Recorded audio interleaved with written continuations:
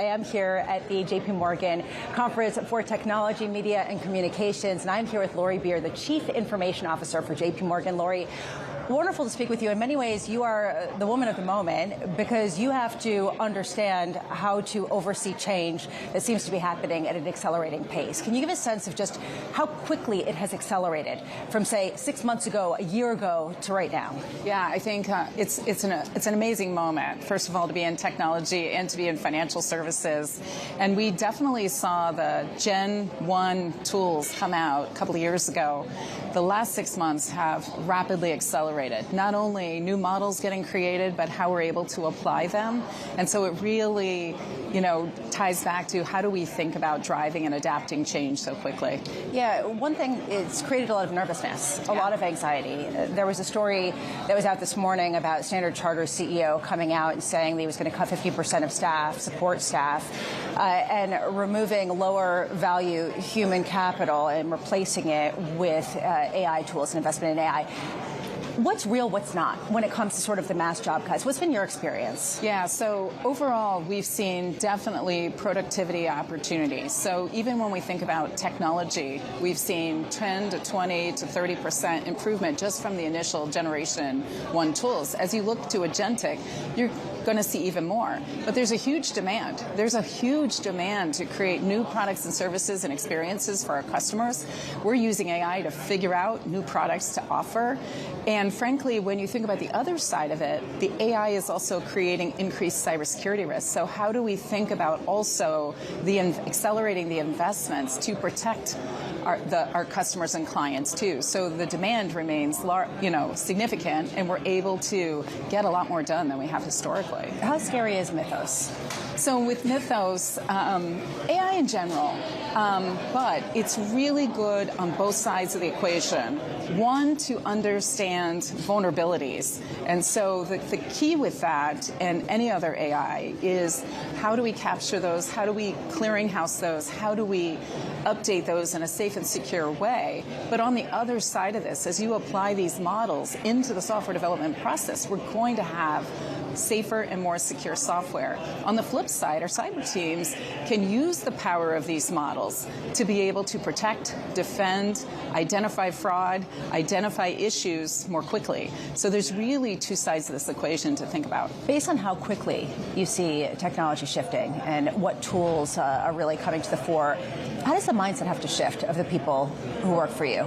Yeah, I think it's a great question. The technology is amazing. I think this is truly a shift, a transformational shift in technology where this is getting embedded and horizontally across all layers of the stack. The harder part is the change management and the leadership.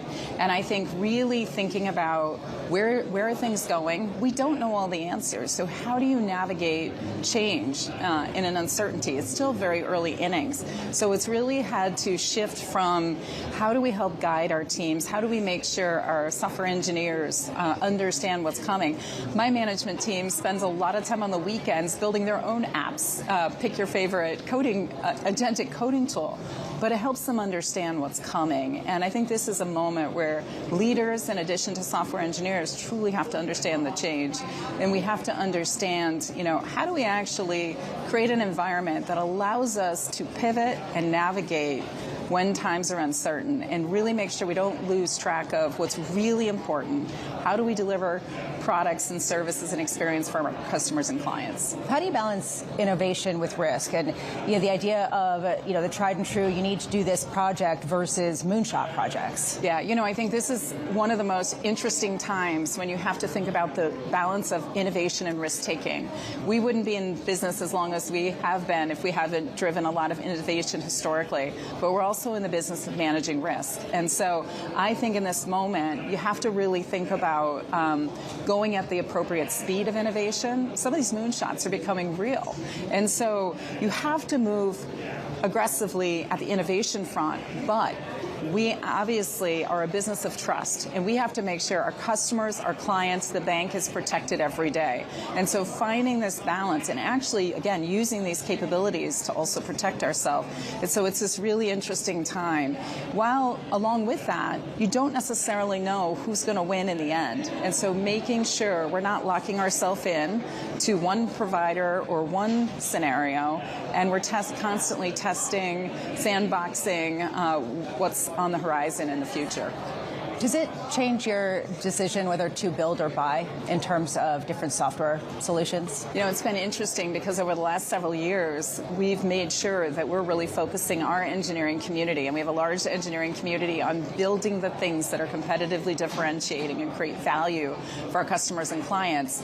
And over time, you have to balance where that still makes a lot of sense and where we focus our energy on those unique products and services for our customers and clients. And so when you think about the balance of trade and the fact that software engineering overall is increasing in speed, and it is more cost effective when you look at the end-to-end product development life cycle, you know, there are different trade-offs you would consider in making those build versus buy decisions, but you're always going to have some of those, you know, enterprise software solutions, frankly, that aren't competitively differentiated, that sort of help us run the bank without delivering those unique products and services. Just 20 seconds. Do you think that we're going to be able to recognize what banking looks like, say, in 10 years? I think we're watching it transform as we speak right now. At the end of the day, we have to maintain that trust with customers and clients, and we have to make sure that their unique needs are served across the over 100 countries we operate in.